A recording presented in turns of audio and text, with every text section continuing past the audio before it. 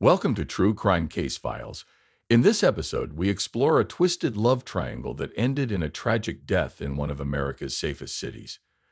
This is the story of Sarah Miller, a compassionate nurse, loving wife, and mother whose life was cruelly cut short, a victim of a twisted love. The police's response to this new evidence was swift and thorough. Forensic experts worked quickly to analyze the contents of the bag.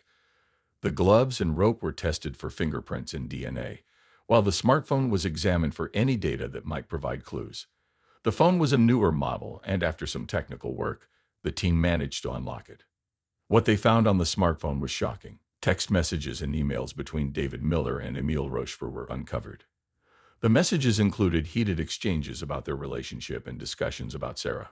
One message from David to Emile read, "We need to figure this out before that bleeping cow finds out everything." This raised new questions about the involvement of both men in Sarah's death. Detective Benedicto was particularly interested in the GPS data from the phone. The records showed that the phone had been in the vicinity of the Miller residence on the morning of the murder, contradicting Emile's claim that he was at his apartment. This evidence was crucial, as it placed Emile closer to the crime scene than he had admitted. The discovery of the duffel bag and its contents provided the detectives with significant new leads. They re-interviewed both David and Emile, confronting them with the new evidence. David continued to deny any involvement, while Emile's confident demeanor began to crack. He became defensive and struggled to explain the incriminating messages and GPS data. Detective Benedicto and her team realized they were getting closer to the truth. The new evidence not only strengthened their suspicions, but also provided a clearer picture of the events leading up to Sarah's death. The investigation intensified as they worked tirelessly to piece together the puzzle and bring justice to Sarah Miller. On March 20, 2021, the Roseville Police Department made a breakthrough in the investigation.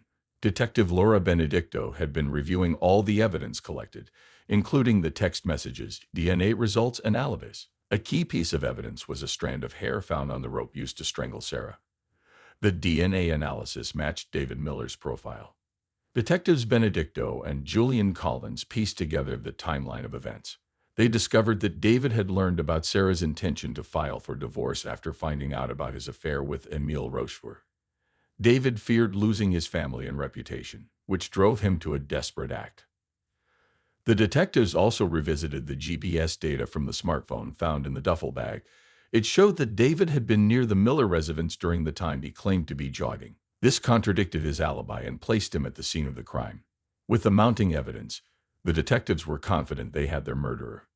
On the morning of March 21, 2021, the police arrived at the Miller residence. David was in the kitchen, making breakfast for his children. He was calm, but the detectives noticed a slight tremor in his hands. When Detective Benedicto informed David that he was under arrest for the murder of his wife, his face turned pale. He tried to protest, but the evidence was overwhelming. David was handcuffed and taken into custody. As he was led away, neighbors watched in shock.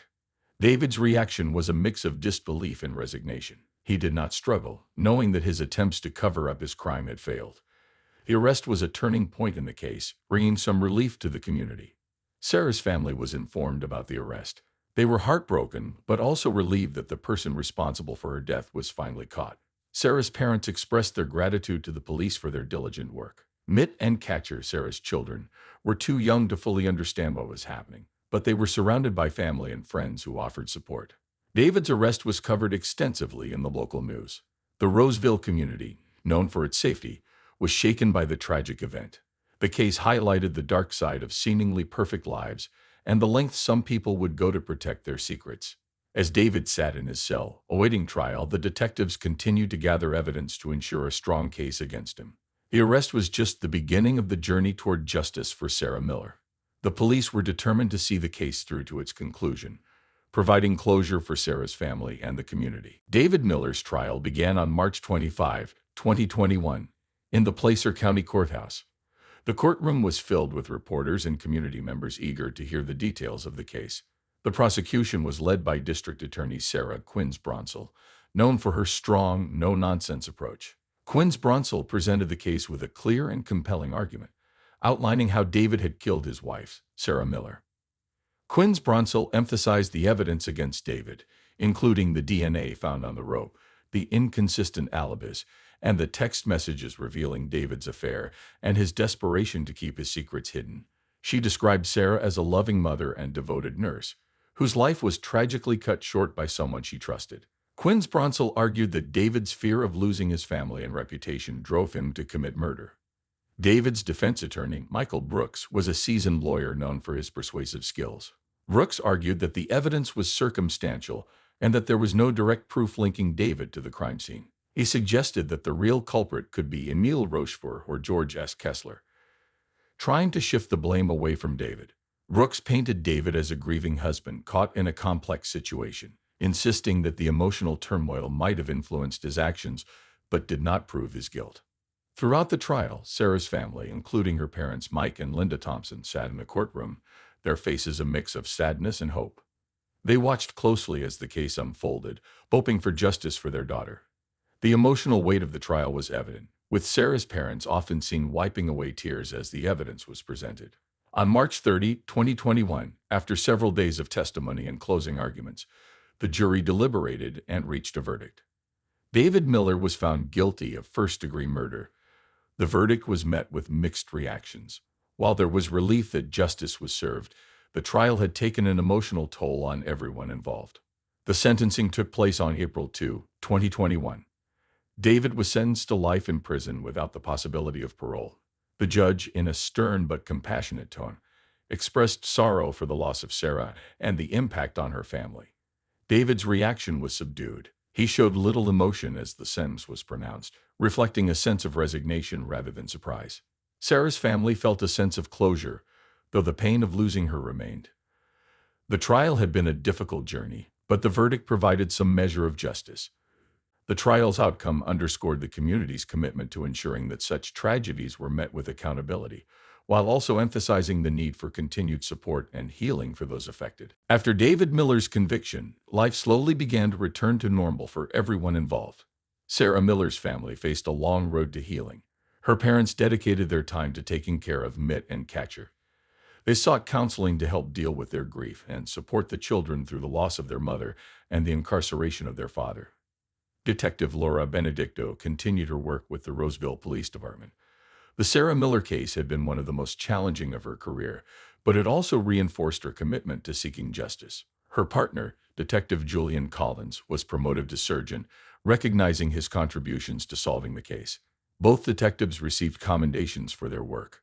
Emile Rochefort, David's former lover, moved back to France. The publicity and stress of the trial had taken a toll on him. He decided to start fresh, leaving behind the painful memories of his relationship with David. Emile continued his career as a personal trainer, finding success in a new city. George S. Kessler, who had been a close friend to the Miller family and another of David's lovers, distanced himself from the scandal. He retired from public life, focusing on personal reflection and maintaining a low profile. The trial had brought unwanted attention to his past, and he preferred to live quietly. David Miller, now serving a life sentence without parole, faced the reality of his actions. In prison, he attended counseling sessions and participated in rehabilitation programs. However, the betrayal of his family and friends left a permanent Julian on him. He expressed remorse in letters to Sarah's family, but the damage was irreparable. Sarah's legacy lived on through the lives she touched. The memorial fund in her name helped many nursing students achieve their dreams, embodying her spirit of compassion and dedication. The case was a stark reminder of the hidden turmoil that can exist behind closed doors and the importance of seeking justice and truth. Sarah Miller's life was cut short by the very person she trusted the most. As we remember her, let us also remember the importance of honesty and the unbreakable bonds of family and friendship. Thank you for joining us on this episode of True Crime Case Files. Stay tuned for our next story, where we continue to uncover the darkest corners of human nature.